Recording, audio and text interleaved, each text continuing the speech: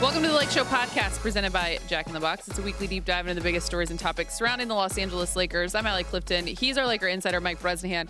And joining us fresh off the IR, kind of. His name is Jovan Buha of The Athletic.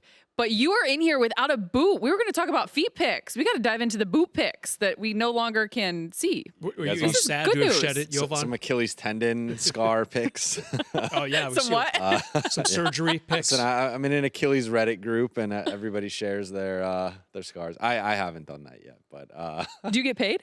Would you get paid? I would charge yes if I was showing my Achilles scar. Yeah. How many months has it been? 3 months? 4 months? It's been like 11 weeks since my surgery.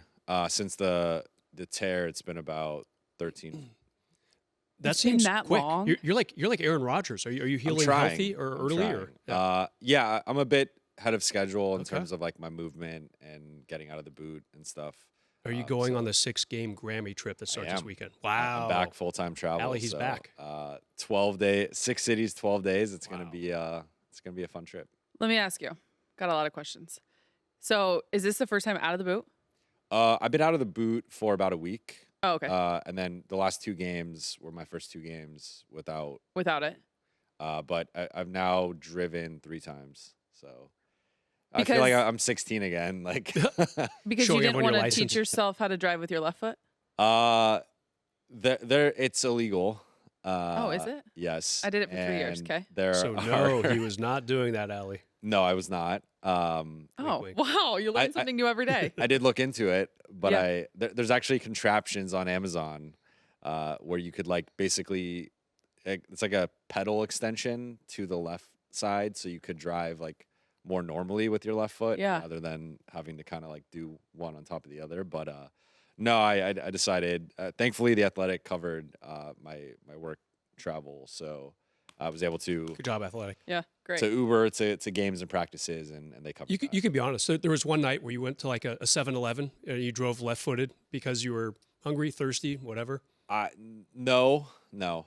All right. Wow. I'm gonna. That's what you're going to say on the record. Yeah. Can't wait to hear We what can talk really after the happened. show. We can talk after the show. Having said that, Kobe used to pick up marbles with his toes in PT for his Achilles therapy. Did you have to do that? Not marbles. So we do something called toe crunches, where we have or towel crunches, where we have a towel and then Scrunch it closer. scrunch it Yeah. with and then sometimes they'll put like weights on it. Yeah. And it's kind of like weighted, and it's been cool to see the I mean that one you can clearly see. Like the first day I could like barely do it, and then now I'm like crushing it in like just a couple curls. I was going to talk about boot picks. I mean, feet picks. I bet your toes are strong. My yeah.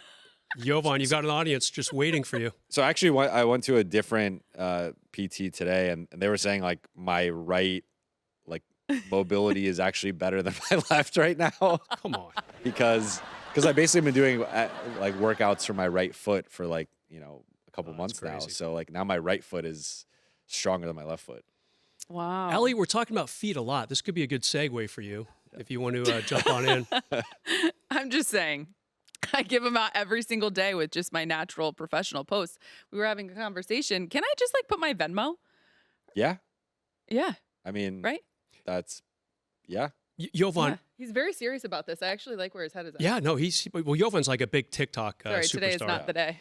And Jovan, you have to understand, whenever Allie posts a pic of her, like with a microphone at the arena, Brett is very uncomfortable or in back the there. in the hallway outside here, I mean, whenever she posts a pic, there's like legions of fans who like her feet. By the way, I'm not the only one. I mean, Okay, But the only I'll one I say know here. There are weirder things that people have made large profits on with like online following. So I feel like it's feet. It's I mean again, you could keep it professional of like literally sending. I'm on set and this is what I'm. You're not like doing anything like risque or nothing. Yeah. inappropriate. It's like I'm here. I'm on set. This is what my feet look like right now, and Yeah. people would probably pay for that. Yeah, we're talking about monetizing. Yeah. Here we go. We are on to something. I see that we're playing the game buy or sell on the show tonight, and so my head was just kind of spinning. Yeah. And then I found out that you were coming from PT. I wanted to get the update on that. We also did a salt burn. Have you seen the movie? I have. Thoughts, review? Do you have Unfortunately, I have. That's what I hear from a lot of people. I haven't seen it think, yet, but they have your reaction. They have like three of the most like top 5 traumatizing scenes I've seen in a movie. Facts, in that hands movie. down. What would you give it? I really like the movie and like the concept behind it, and once I kind of figured out the direction it was going and the end, like the ending, but it's hard to separate. Like, I guess if I'm taking out maybe some of the more shocking parts of it, I actually really like the movie, but then adding that in, it maybe lowers it a little bit. But I'd still give it like a 3.5 stars out of 5, borderline 4. Okay. I liked it. I didn't understand where the movie was going until the dance scene. For those of you who have seen it, you understand you had to basically get through an hour and 50 minutes to even get to that point. But then also, were you someone that bought the candle? No. Okay. It was on Jimmy Kimmel. It was funny. There is a candle that has been created. I feel because so. of You this have to movie. see it, but just like Brace yourself. be prepared to be grossed out. Okay. Depends but it's- on how you Or maybe are. not. Or maybe you'll find a different side of yourself. But I don't know. love horror movies. It's not like a bunch of blood, right? There's there's the scene. There's some blood. Okay. All right. Brett's chiming in from the. I think this is sideline the over there. part we got to clip and put on social. I agree. This is what people want. All right. Well, we wanted to start light, depending sure on did. how you weigh all of the discussions we And just Allie's had. going to make a lot of money too. Before we dive into what is going on with the Lakers and the latest, Jovan, it's so fun to have you here during this time. How would you rate this time of year? Obviously, the NBA trade deadline is coming up February 8th. So you're busy. Not only are you covering the games right now, but you're obviously on all the storylines in terms of what the team could look like, what does the future look like, even this season, et cetera, et cetera. What's it been like for you? It's fun, but it's stressful. Just with the 24-hour nature of everything. It's kind of like even at 11, 12 o'clock, I'm kind of wondering, could something break? Could something happen right now? And then every morning I wake up and like the first thing I do is check my phone, just hoping I wasn't asleep when the Lakers made a move or a seismic trade happened that's going to potentially affect the Lakers or, just have ripple effects across the league. So the next 2 weeks are going to be fun. We're about to go on this Grammy trip and, be traveling to a bunch of fun cities. You got San Francisco and Boston and New York. But kind of throughout all that, it's just going to be monitoring the phones and Twitter and social media and making sure I'm not missing anything and trying to break stuff if possible. But that's always tough nowadays. But and of course the Lakers are involved in so many different rumors all the time, and it feels like they're attached to like 70% of the. Sure. Is it the just trade weird? Does market. it feel especially heightened with them right now? I feel like they Sure. are in every move possible. Their name is mentioned with a variety of players. I feel like Does they it get used seem- as leverage. It has to do with the record. I mean, they're 22 and and that too. 23. I mean, Yeah. if they were first or second in the West, so the trade deadline when they were winning titles with Kobe and Powell, when I was a writer at the LA Times, it was pretty chill. It's like, yeah, maybe they need a backup power forward, maybe another shooter who can come off the bench for 9 minutes a game, try to stick a couple threes. When the team's good, the trade deadline for the team you cover is actually very low key. When the team is 22 and 23, like this year's rendition of the Lakers, Jovan, it's going to be a rough couple weeks because everybody who knows something, is like you do, like you have good inside information. You got to work hard to try to break the news. And the other problem, Allie, is everyone who doesn't know something, they want to put something out there too and break some sort of news, and hopefully it sticks and they get some sort of credit for it too. A lot of internet sleuths, and it's just a wild time of the year. I don't miss it personally. I used to kind of breathe a sigh of relief when the trade deadline came and went when I was at the LA Times, because it's like, all right, so now I know who's on the team. But nowadays, it's such a spectacle. It's rough. It's got to be hard for you. And you'd wake up at like 6 a.m., not quite ready to wake up yet. I know you get up early, Allie, but you scroll through your phone, make sure there's no texts, from like an agent or a Lakers source or whatever. Maybe try to go back to bed for an hour or two, but you can't because you want to make sure you're on the front lines of getting the scoop. Sidebar. Yeah. Could you imagine having done that job then with social media? No, I left the LA Times in 2016, so social media was obviously a presence, but it only been a presence for about 5 years. So I caught the very beginning of it, and we weren't quite sure what the hell it was, with Twitter in particular, now X, obviously. And there was no Instagram when I was on the beat. If there was, nobody really used it. Jovan, the TikTok star, there was definitely no TikTok when I gave up the beat at the LA Times 8 years ago to come here. And yeah, it is utter anarchy out there now. But yeah, back then it was kind of weird. Like Twitter was kind of a funny little thing. Like, oh yeah, what is this? And we used it, and we broke stories on it. But nowadays, it is an absolute free for all for sure. That's a really good question. 22 and 23 are the Lakers. They're at 9th right now in the Western Conference, 3 games behind the Mavs, who are in 8th. What I guess what are you making of the team right now, Jovan? And what will you have your mind on? We were talking about on the pregame show yesterday that the 6-game Grammy road trip takes them all the way up to what, February 5th? Yes. Yeah. A couple days before the deadline. Yep. So you think of the results out of the next 6 and obviously the Bulls here on Thursday.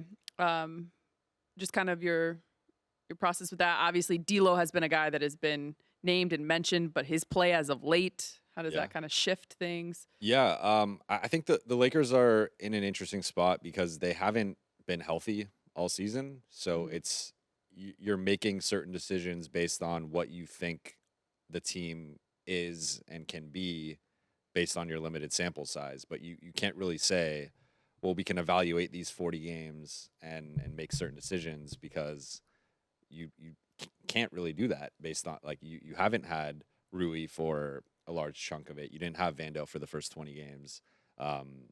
Cam has been in and out of the lineup recently. And so I think they're in some ways kind of just going off of, a lot of projections of what could be or what we think. And this is the hole we think we have versus actually kind of knowing that. But in terms of recent play, like I think they are trending in the right direction. I just think they've still been 5 and 6 in 2024. And at some point, you need to put together, like the Utah Jazz just had that stretch where they won like 13 of 18 or something like that. And really, I mean, they went from out of the play-in mix really to in that 8-9, position. And I think the Lakers need a stretch like that where, it's just we win 7 of 10 or 10 of 14, something like that to kind of really start adding wins in the standings and make up some of the ground from earlier in the season. And then you think about the trade deadline, and it's like, well, I think Darvin has started to settle on a starting lineup and a new rotation, but then you add in a new player, a new couple players, and like you're gonna have to kind of figure out that process again in mid-February potentially. So they're in an interesting spot. I mean, I think they got to win tomorrow against the Bulls, and then they got to at least split the Grammy trip. If not, hopefully, for them go 4-2. And I think if they can do that and stay healthy. I mean, now we have the LeBron situation. We don't know if he's going to be available for Thursday yet. So there's a kind of a lot in flux right now, and that's like really the thing to me that is ultimately going to matter is, do you get the win or not, right? Like, we can talk about all these different factors, but they need wins. And however they get them, they need to start accumulating them because time is running out. We're past the halfway point, right? And this is the point where they have to turn things around or, you're going to run out of time. Rob Pelinka and the rest of the Laker front office, they have a very tough job right now. Because in my 20 years around this team, I can't remember a month that was so difficult to evaluate. You had some really good wins. They beat OKC in OKC. They beat the Clippers, held them to 103. They beat Dallas in a good win. But then you have these OKC again. OKC again. Thank you. Yeah, they had these good wins, but then some really, really, really bizarre losses. And it's just kind of like, what happened when you lose to Miami without Jimmy Butler here in LA? And then you get run over by Memphis. And then really run over by Phoenix, and then the Brooklyn game, you're up 12 early in the first half, and you lose by 18, I think it was. I mean, it's just really hard to evaluate what this team is. If it was November, okay, sure. These things happen. A lot of new parts and that type of thing, a lot of signings during the offseason. But here we are 2 weeks before the trade deadline, and Rob Pelinka definitely has his work cut out for him because I don't know what to think of this team. All you can say is, we already said it once before, 22 and 23. And I'm fascinated to see what they will do between now and February 8th because I don't have the answers. I mean, they showed last year that they're willing to make the move. You've Mhm. heard Darvin say over and over that they're going to turn over every stone possible if that means making this team better. We've shown some different names, some different kinds of ways in which they could go about getting something done if they were to make a move. What are you hearing in terms of maybe what that position looks like that they're trying to upgrade, if you will, or need to make moves with? Yeah. So my understanding there's three paths that they could take. One is stand pat Mhm. and just sort of say, let's ride this out with this group. Let's see, can we make if we keep this together, everybody gets healthy. We get Gabe Vincent back in a few weeks. D'Lo doesn't have to worry about his name anymore. The trade deadline's passed. What can we do with this group that we put together this summer? Option two is doing a bigger move, which is likely moving D'Lo, potentially moving Rui, potentially moving them together, and doing more of a wholesale makeover with the group as they did last season. And then option three What could you really quick get in return for that kind of? so that one's probably the Caliber. DeJounte Murray path, Okay. I think, and that potentially expanding to a three, likely expanding to a 3-team deal Okay. where D'Lo goes, he gets rerouted somewhere else, and then that team gets an asset probably from the Lakers to kind of take on the D'Lo contract, and then DeJounte goes to LA and some combination of assets. What I reported last week that I'd heard was Jalen Hood-Schifino, the 2029 first round pick, and then likely some additional draft capital, be it either a pick swap, second round pick, something along those lines to get that done. So that's an option. I mean, the Zach LaVine rumor has been out for a couple months now. I think that one's died down a bit. He's currently injured and projected to return around the trade deadline, but you don't really want to trade for a guy who already has an injury history. He's currently injured. So I think there's some red flags there in addition to his contract. And then really looking at the market, there aren't a lot of big names out there. I think Bruce Brown is another one, depending on how you view him. Could be a bigger move, could be more like a medium move. So that third path is more of, plug in a backup point guard or maybe another wing. Or the backup center spot. I think Christian Wood's been playing better lately, but they don't really have a defensive guy off the bench.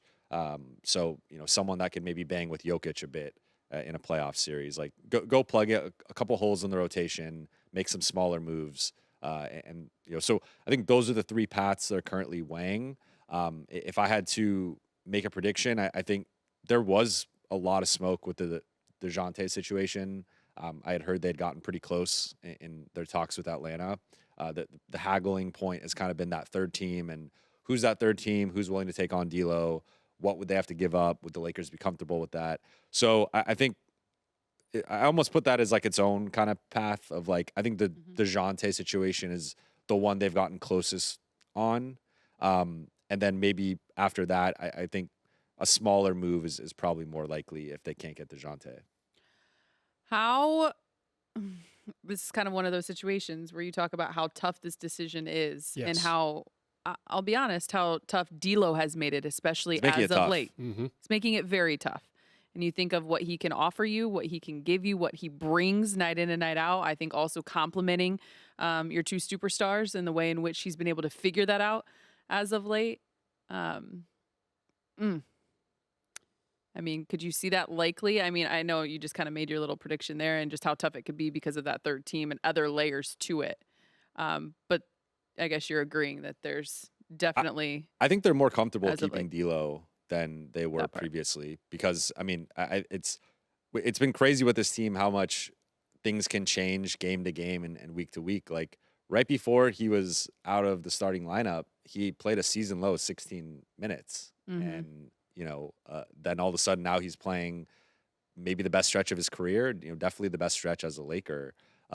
So it's been these wild fluctuations with guys in their roles and rotations, and again, a lot of that is due to the injuries. But with D'Lo, the one thing that I think people have to keep in mind, because D'Lo and Austin kind of naturally get pitted against each other a little bit, just because there is a lot of overlap with their skill set. But Austin's under contract for 2 more years at a minimum, if not 3.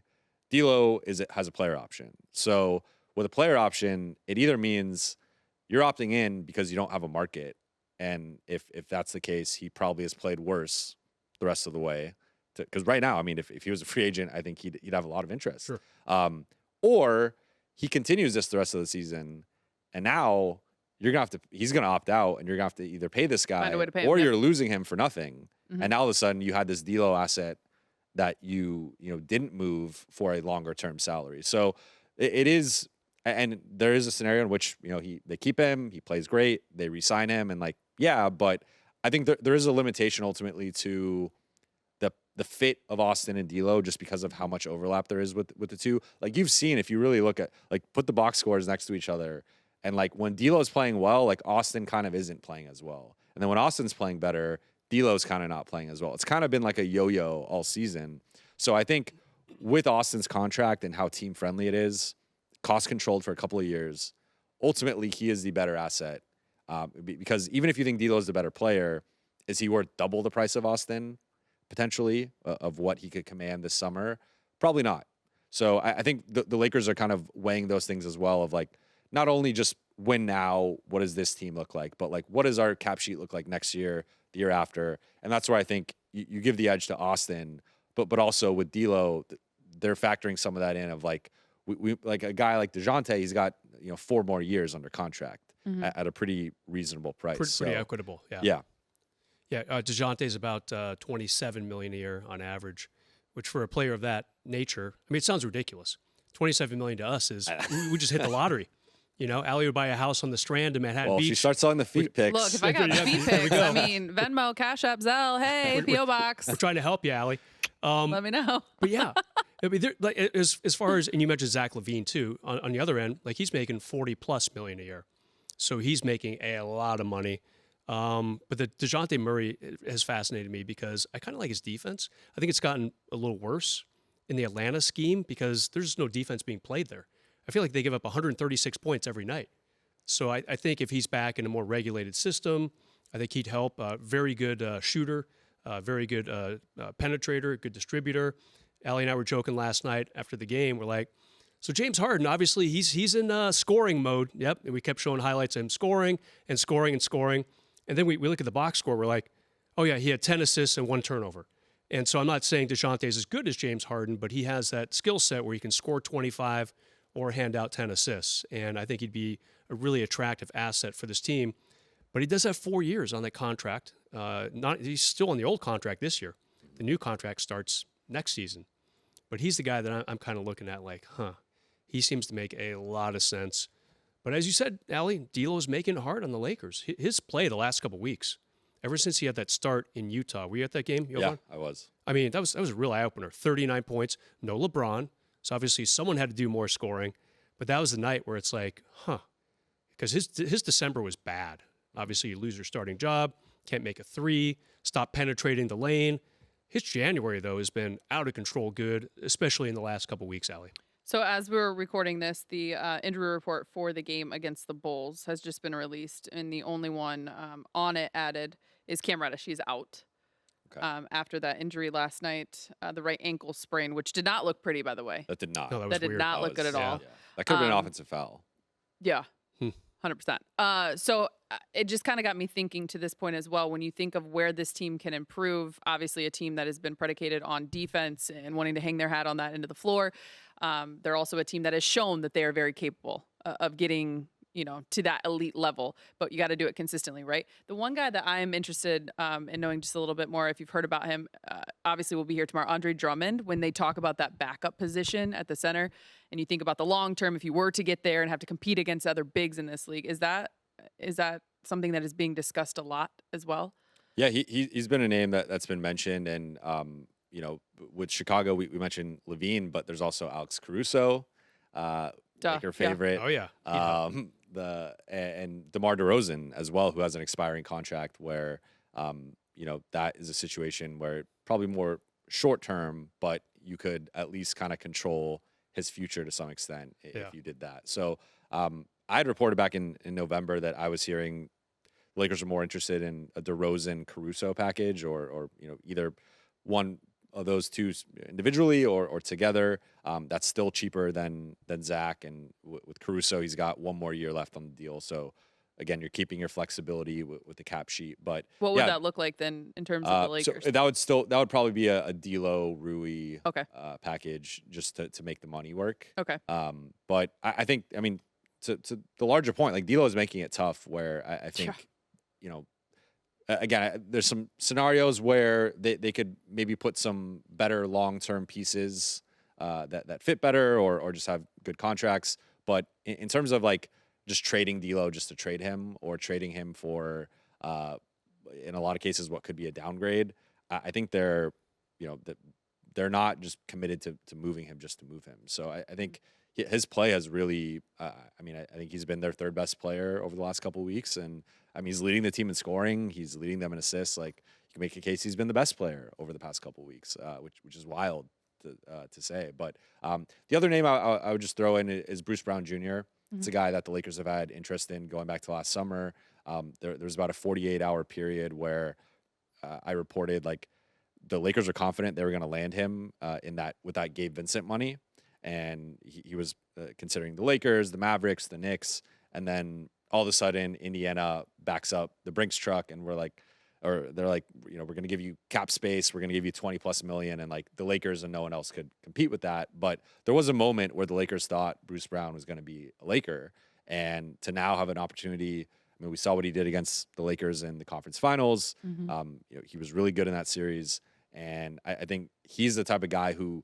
He played backup point guard for Denver, but then was also closing games on the wing. He's got that 6'6", just versatile skill set where you can plug him in a bunch of different ways. So I don't know if D'Lo for him necessarily makes sense, but Rui for him I think is an interesting one where depending on what else you have to attach, he could potentially, you could go smaller with him, you could go bigger, and he could play a few different positions. So I think he's another name to watch. In terms of some of the bigger names that are out there. We need a boom mic in every practice session if we have D'Lo and Bruce Brown. Right. We need a boom mic. And Brown's contract is one of the more unusual ones I can remember in recent NBA history.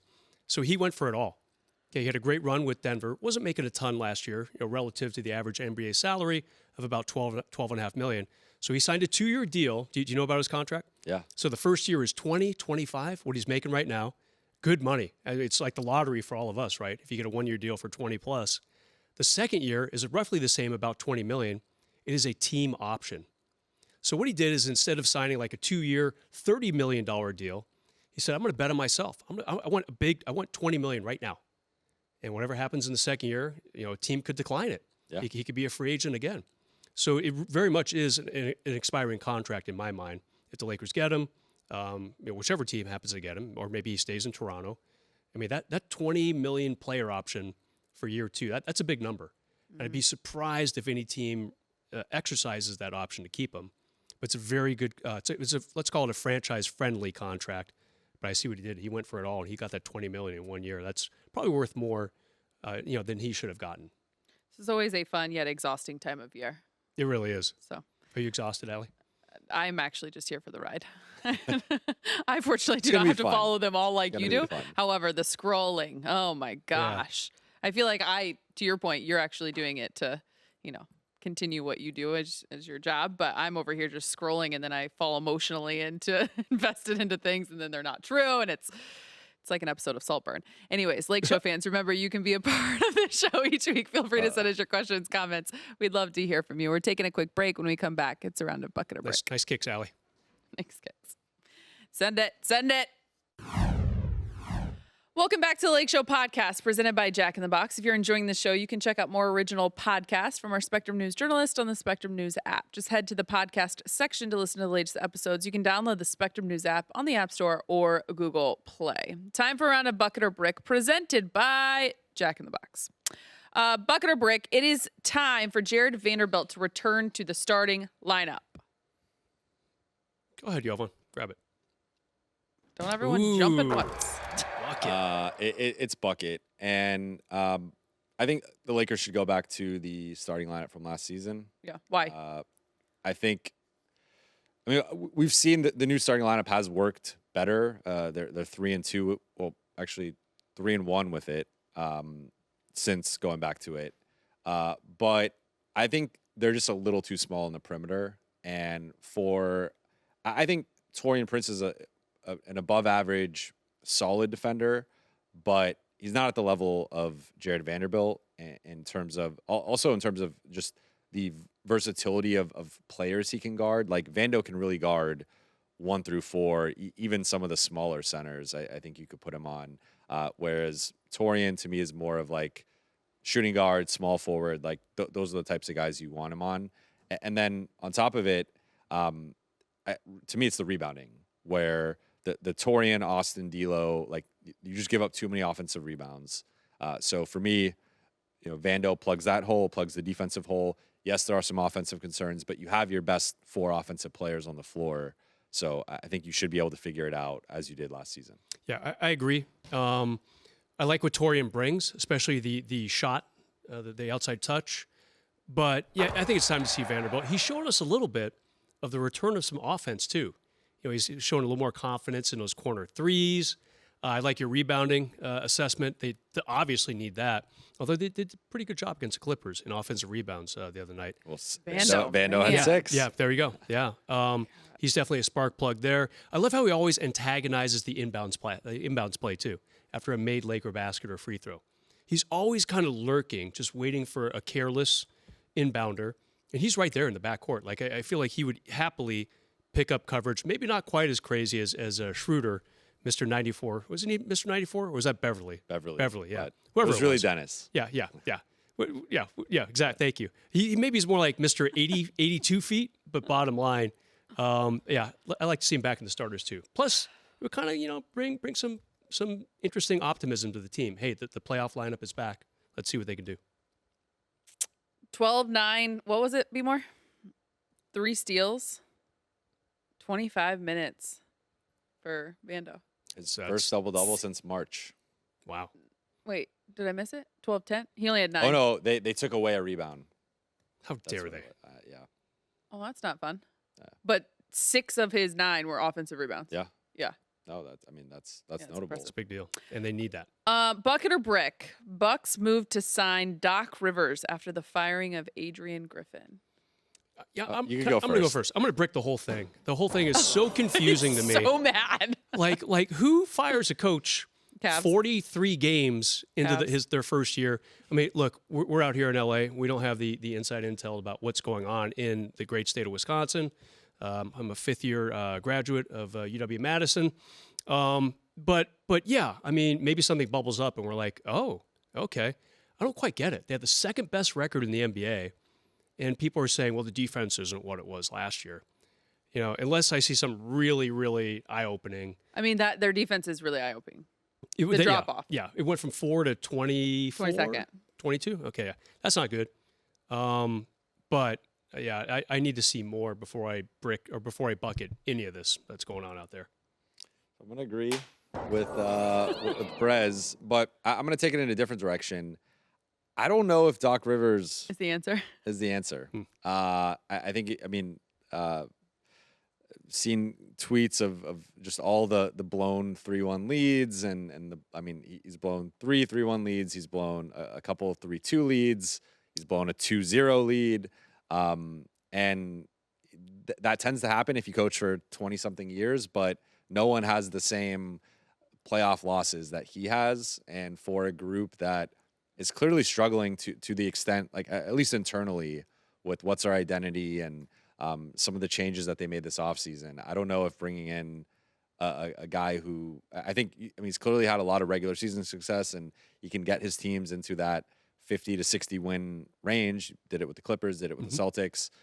But when it comes down to, making adjustments in a game 5, game 6, game 7, I don't know if he's the right coach to do that. So for me, I'm okay with them moving on from Adrian Griffin because it just seemed like it was such a bad situation. Like for you to move on from your head coach Something halfway through his first season, something will bubble up. It had to have been bad. Yeah. And this obviously had to have been run through Giannis and through Dame. And for those guys to sign off on it, okay, there's stuff we don't know. Yeah. But I just don't know if Doc is the right guy. We saw it in Philly as well. That they played Atlanta. They should have won that series. They ended up losing it. So like, I don't know if he's, he won a championship in Boston, but That was 15 years ago. He hasn't had as much success since. It's been a lot of playoff disappointments. So for a team that's basically championship or bust, I don't know if it's the right move. And by the way, be happy you're not the beat writer for the Bucks. My first year on the Laker beat for the LA Times, I'd covered the LA Kings the year before, completely different animal. First year on the beat of the Lakers, Rudy Tomjanovich quits halfway through the season. And he had some health concerns that he had to attend to. But it's total anarchy whenever the coach is either quits or gets fired, which is even more of a chaotic environment. I mean, thankfully, it's a good team, so maybe they figure it all out. But wow, I mean, to be the beat for that team right now, you just got to be like, and now we have the trade deadline too to worry about. I mean, what a month for that to happen, just unbelievable. They're winning games. Yeah, and they're 31-13. All right, Embiid dropped 70 on the Spurs this week, and it was on the anniversary of Kobe's 81. Bucket or brick, Embiid is the best candidate to break Kobe's record of 81 points. Jovan's thinking. He's thinking, bucket. I'll go bucket. Wow. Why? With the way he gets to the free throw line, like that's the thing. That's the secret sauce is he can get you 40 to 50 easily and then get you another 20 at the free. Like, I'm surprised he hasn't had more, more yeah, 55 to like 65 point games. But he's been walking into 40 like the past month and a half. So I feel like we could see, because I think, yeah, I mean, or it's someone who makes a lot of threes like a Dame, or we've seen Dame and Donovan Mitchell, Devin Booker get to the 70s. But I'll say Embiid right now, which is the flow he's been in offensively. God, I really want to break this, but you bring up some really good points. I mean, I think he is that guy. I mean, I don't remember a big man who can do so much offensively. He can stick threes, good mid-range, good around the bucket, tons of free throws. I think he's that guy. I don't know why Luka keeps popping up. I feel like one of these days he's gonna remind us that he can score, besides getting all these triple doubles every other game. But Booker. Booker's someone who gets hot from the three. Kobe, actually, it's funny. He had a very quiet first half for Kobe when he scored 81. He had 26 in the first half. And I was at the game that night, and I'm like, okay, whatever. He's going to end up with 50, 55 maybe. Just shrugged it off, went at halftime. Probably got some soft serve like I like to do. I hate that goddamn soft serve machine in the media room there. Then went back out, and then he had 27 in the third quarter and then 28 in the fourth. So that thing escalated quickly. And you have to wonder if Embiid, if he could go for it, because Kobe, when he spoke after scoring 81, someone asked him, it might have been me, I don't remember who it was, but you were close to Wilt. Were you thinking about 100? He was like, "Are you kidding me? 81 is absolutely exhausting." And Kobe, that was prime Kobe too. He was still a very young player, and it's going to take a lot to get to 81. But I think Embiid might be that guy who could do it. It'd be wild. Yeah. USA Basketball announced their pool of 41 players, including LeBron, AD, Booker, Steph, KD, Embiid, Halliburton, Kyrie, and Austin Reeves, to name a few. Bucket or brick, Team USA, you could write a song with that. Team USA is bringing home the gold in Paris with whoever they select for the 12-man roster. Yeah, I'm gonna take this one. This is absolute bucket. I mean, I've seen this happen. Oh, you might. I'm thinking. Okay, all right. Well, I've seen this before. Like 20 years ago or so, Team USA lost in a non-Olympic year. Lamar Odom was on that team, and it was like devastating. I mean, Team USA was just privately freaking out, and publicly, I think they were freaking out too. And they have not come close to losing an Olympics since then. I think it's the same pattern. Bad offseason. They got a bronze in the World Cup or whatever they're calling it. And when the Team USA has bad non-Olympic seasons, they always rise to the occasion when the Olympics do come around. There's no doubt they're going to have a dozen great players on this team, and I don't see them losing to anyone. But Jovan, you might be thinking about something over there. Well, I took her question as like saying they're a lock. I wouldn't say they're a lock, but I will agree with you. I'll go bucket. And I'm going to take it in a different direction again I just think this could be the last hurrah for LeBron, Steph, KD. Those guys have never played together, even on an All-Star, or I think they played on one All-Star team together. But they've never played together in the Olympics. No way they're losing. Yeah. If those three guys commit and they get, like, I could see this being, because the last couple of Olympic cycles, they have had, saying down talent when it's like all stars, but Right, like right. it hasn't been like the best of the best. If they can get the best of the best, and you know, we just talked about Embiid.